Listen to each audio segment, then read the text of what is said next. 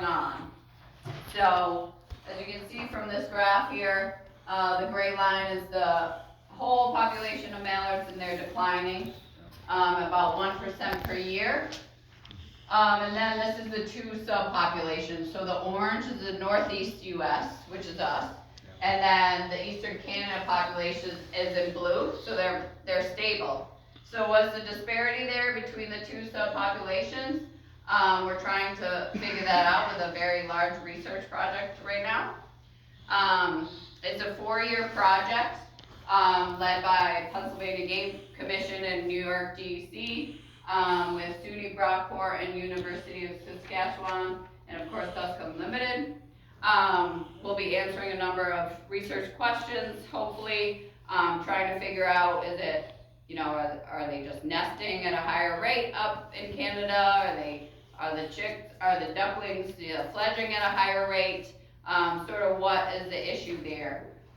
There's also a sister study, if you will, with black ducks going on at the same time. They have the same units on their back, so we'll be able to look at habitat use between both species to sort of figure out, how much they compete with each other. So like I said, this is an enormous project, probably one of the largest tracking studies on a species ever. So every state in the flyway is working on this, really, that has mallards. So it started in 2022, so we started putting units out. New Hampshire's getting 10 units a year for 4 years, so we'll get a total of 40 units. So in 2022 and 2023, you can see these are deployments from Canada to South Carolina. There's like 600 units out in these 2 years. We just finished up a couple weeks ago, putting more on. So there's like 900 units out on head mallards currently. So where's Waldo? Where's the hen with the backpack on her? This is one of the birds. It's got a little backpack and it's attached with like harness material. That's a little solar panel. That's a solar panel that'll charge the battery. So these units will last for a number of years. So if there is a mortality, I go out and I look for that unit because it's $1,500. And if I get it back, I can put it back out. So as you can see, the first year we had a lot of predation.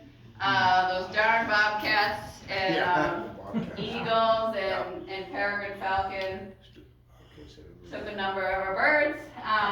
But it was really interesting. A couple, one nested in New Brunswick, one nested in Quebec, another nested in Moosehead, another nested in Holderness.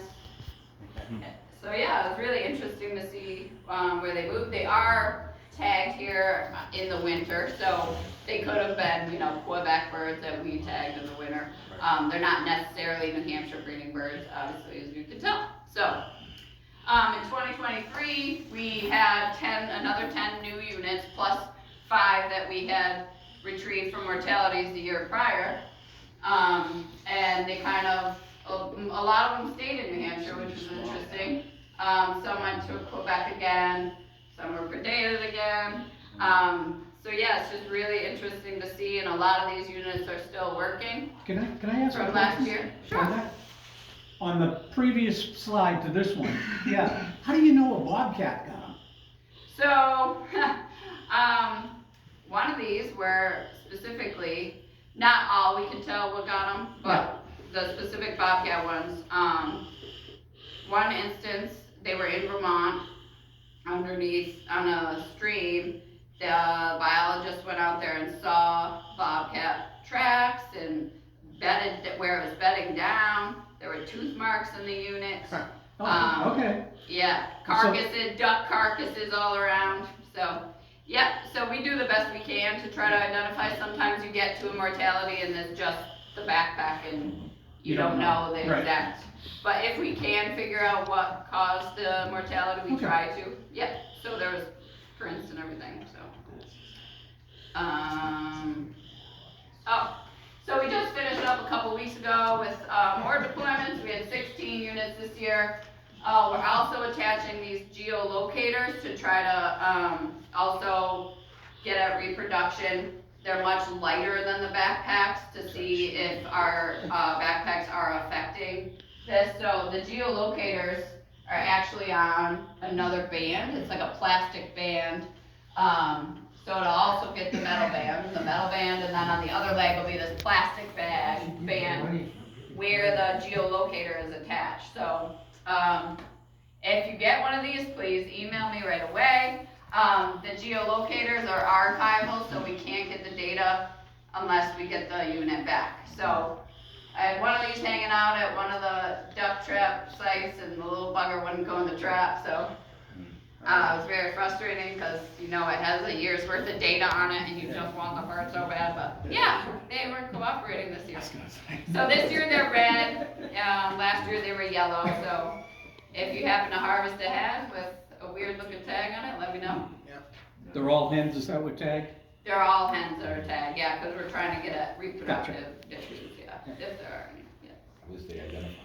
So this is just a current snapshot.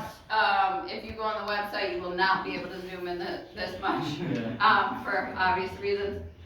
So this is where our birds are right now. As you can see, not too much movement. They were all around where they were banded, except one bird has gone to Quebec.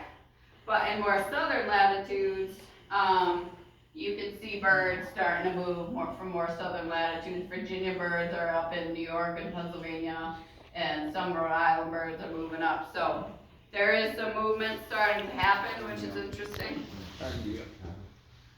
Oh, so look real quick. No, I'll play it again. But this is really cool. So this is 2022 and this is 2023 fall migration movements. So it starts in September 15th and it goes to February 1st. So you'll be able to see your optimal dates in there somewhere. But I'll play it again here in a second. Yeah, and unfortunately the date is like the tiniest thing. So I'll yell it out in the next rendition here because the date could not get any smaller. So yeah, now you're at January 15th. January 25th. We need to overlay that with satellite imagery at the same time. Yeah, I mean, yeah, it's pretty bad. The snow cover up north is, you know, non-existent. All right, 9:20, 9:25, 10:02, 10:10, 10:20, 10:25. Oh, there goes a bunch. 11:1. That's a big storm. 10:10. 10:20. 11:20. Sorry. Okay, I wanna go back and change the date. Middle of November. 12:15. 12:20. 12:30. 1:05. 1:10. 1:15. 1:20.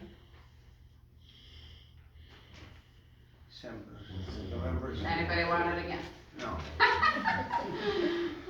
But that's pretty cool. I mean, this data is unbelievable. Right. What we'll be able to glean from it, so yeah. So this is the website. If you want to take a picture of the QR code or write that long website down, you're very welcome to. If you want to, you know, check it on any of the birds at any time, you can't really zoom in. Thanks so much, Andrew. You can't really zoom in to the scale that I zoomed in for you, so more reason to come to these meetings every year and give your input. I have Yeah. a question. Years ago, they used to do this talk like this, but we did it more like end of July.